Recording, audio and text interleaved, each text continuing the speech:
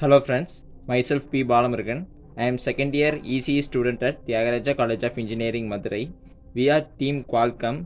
This is our electronic circuits mini project. We are going to detailly see about VGLCD T1 stabilizer. Let's see. This is the thing which is inside the stabilizer.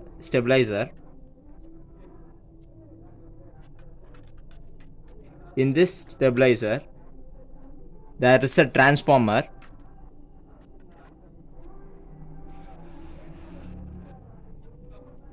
There is a transformer and there is a circuitry, and these are all plug connections which involves taking input and giving output. This is a relay stabilizer. There are two stabilizers out there. One is relay voltage stabilizer and other one is servo voltage stabilizer. Here this is a relay stabilizer because in this PCB circuitry we are using three relays.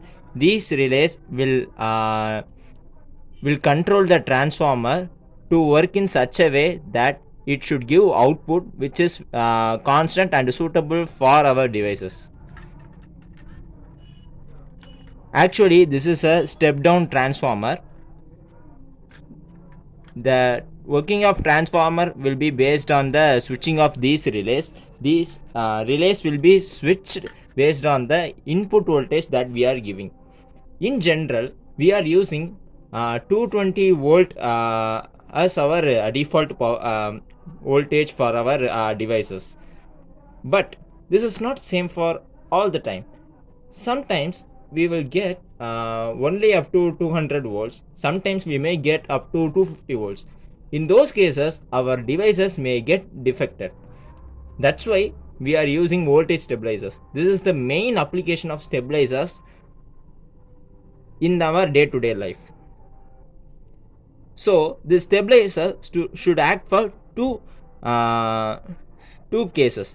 One is if the input voltage is lower than 220 volts, then you have to increase the voltage to give the perfect essential voltage for the device that we are connected.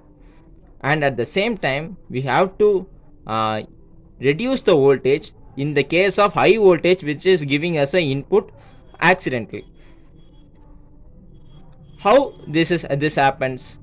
There are two mechanisms. One is boosting and another one is bucking.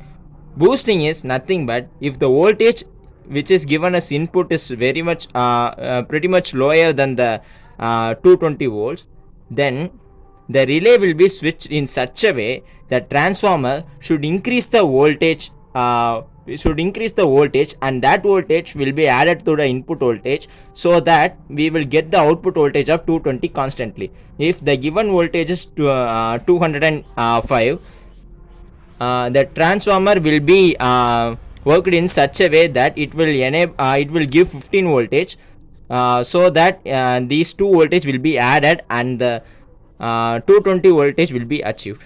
This is called boosting. For boosting, a relay is switched.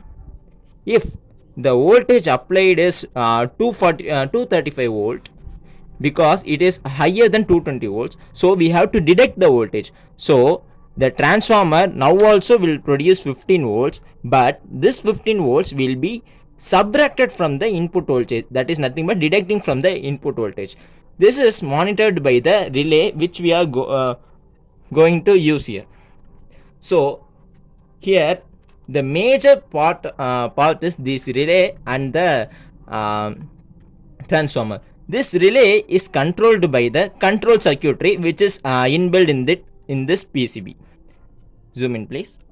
In this PCB, this is the control circuitry. In this control circuitry we can see a transistor. This is P331D882 transistor, and these are all capacitors and these are all resistors which constructs this control circuitry. Under this PCB we can see a number of ICs. These are M7. They are nothing but diodes. These are all diodes. which construct the control circuitry. And this is an operational amplifier. This is an IC IM324 is an operational amplifier which plays a very much major role in this stabilizer. And the things around here are resistor. They are nothing but resistors. They are values ranges from 8.2 kilo ohms and 4.7 ohms, 4.7 kilo ohms, and many resistors are used here to build this control circuitry. These are all these are two LEDs which may most of our stabilizers have these two. This is for input and this is for output. If the input is reached, this LED will blink, and if the output is sent, then this LED will light up. This is from where the input is taken. This is from where the output is taken.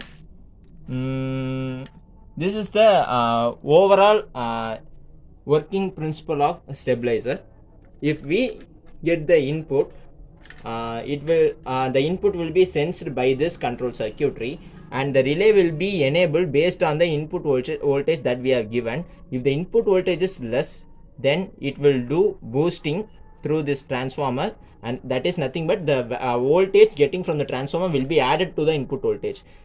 If the input voltage is higher, then it will do bucking, which subtracts the voltage getting from the transformer from the input voltage. So we will get constantly a 22 voltage supply.